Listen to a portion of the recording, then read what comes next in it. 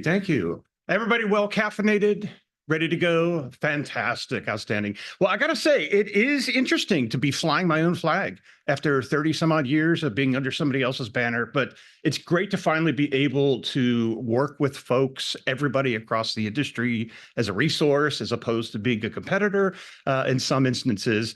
And it also lets me finally focus on some of the things I've really wanted to focus on. In particular, this intersection of survey research panels and generative AI has been a big area for me of late. So I asked this question last year at the Cypher conference. How many of you are using generative AI on a regular basis? That means at least a couple times a week in your work.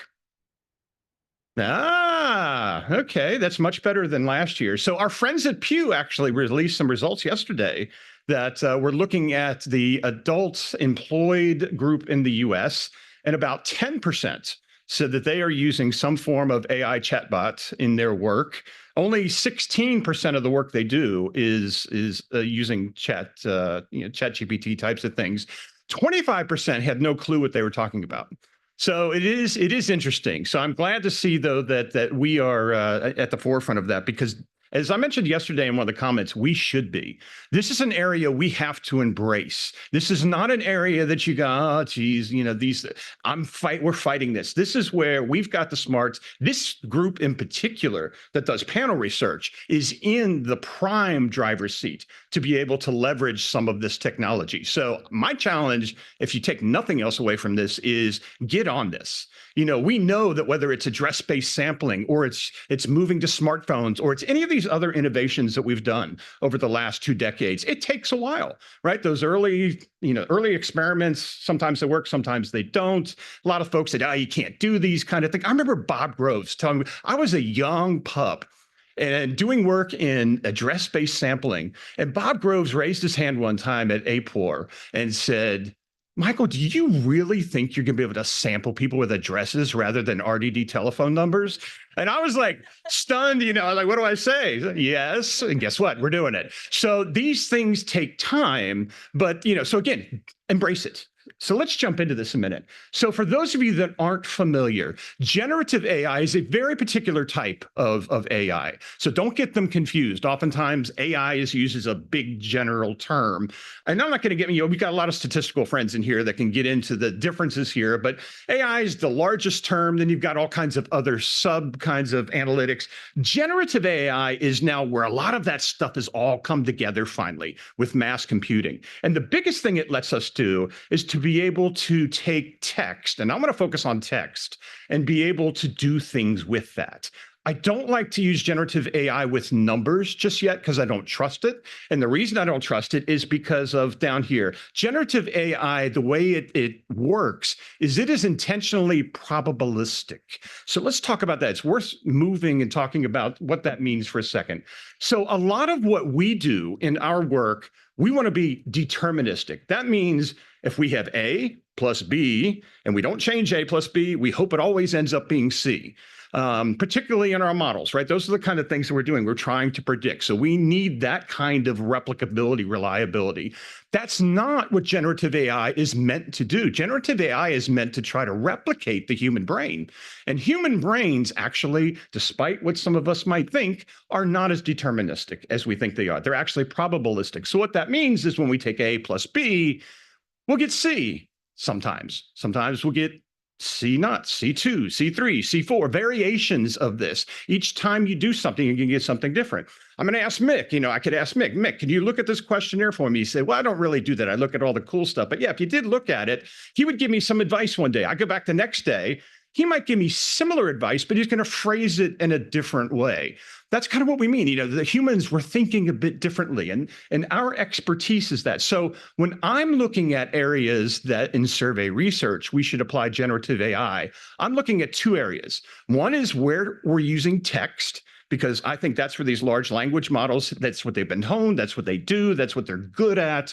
Not numbers just yet. And then 2 is where is it that probabilistic kinds of thinking are okay for us? And I want to give you 2 examples of where I think this is. One is in questionnaire development, and the other is in translation. So the first one is in terms of questionnaire development. This is actually the perfect place for us to be using generative AI. Why?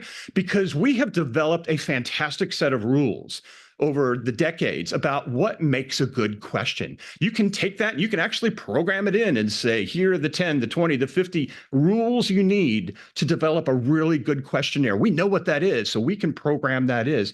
It's a very time-consuming task, and particularly those folks in here, when you're doing panels, if you're doing omnibus panels, other kinds of panels that are ongoing, you might write thousands of questions a year. You might field hundreds, but you're going through iterations and iterations. It's a huge time-consuming task. So I think this is a really fantastic place for us to be able to focus on. What would this look like? It's a lot more complex than this, but not much more complex than this. This is basically what you would do. We've had chatbots. So chatbots, if you're not familiar with the term, it is simple. If you use ChatGPT, it's simply that interface, right? Anytime that you've gone into a travel website or any other place where it's kind of going back and forth, that's a thing, that's a chatbot.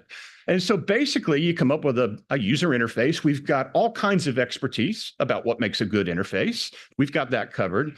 Then you need really three basic things. One is you need to have a very good Gen AI prompt, and that's really where you put most of the instructions about what you want it to do. We know how to do that very well. The second box, establish best practices. Again, we've got those. We know what makes a good question versus not a good question. And then third, we have a wealth of very good questions. So not just loading up questions that come from any survey that's out there, but we can load it up and help train. These are good, well done questions. So we actually have all the pieces we need to be able to develop a chatbot along these. Then you can just press a button, generate a draft of these. You can iterate back and forth. You can iterate with the interface itself, say, hey, give me something more along these lines, do this. You can iterate with your colleagues, whatever it is that you want to do. At the end of the day, though, and this is another thing you need to emphasize, is somebody that is trained needs to take the last look. So this is a tool. Generative AI is a tool. It's not a wholesale replacement for questionnaire methodology development, but it can take somebody that's reasonable and got some good background on developing questions and really help them sing, help them do things well, do things quicker, faster, more efficient, and perhaps in a more creative way. Other things that you can build in here are some of these other tools that we like to see. You can bias detection, automatic bias detection. You could run a questionnaire and have it pop up and say, well, these are the potential areas of bias you might want to address. Readability scores. You guys could think the do questionnaire. There's a whole set of things, the metrics that we could put in. So again, quicker and faster. This is a low-hanging fruit thing. If you Google right now, automated survey, generative AI, questionnaire development, you'll get 6, 7, 8, 9, 10 platforms that are already doing this. And this is interesting. I've seen this happen throughout my career. The way this tends to work is that, and I've worked in all the various sectors. So the commercial sector, their focus is to be quickest, fastest, low cost. And so they will throw anything at the wall. That's why when you Google these things, you're going to find these things. The academics in our groups here will take those things and go, that's kind of interesting. Let's do some experimentation. Let's take it. Let's twist what that works. And then folks that work in the larger organizations will say, that's cool. Can I scale it up? And then our government friends will say, does it work? Does it work? Does it work? Have you shown it work? Have you shown it worked again? But that's the cycle. So right now where we're at is this kind of thing is out there, but it's out there in the commercial space. So it's up to us to take it now through the rest of the cycles. The other area here is translations.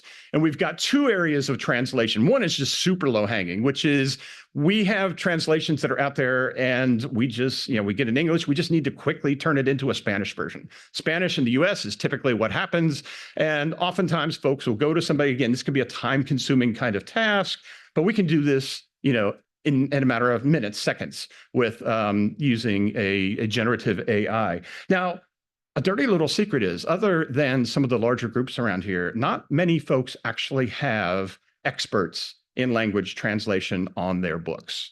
I see this all the time. So sometimes it's like, oh, well, Joe, the interviewer, knows how to, they've spoken Spanish, get them to translate it.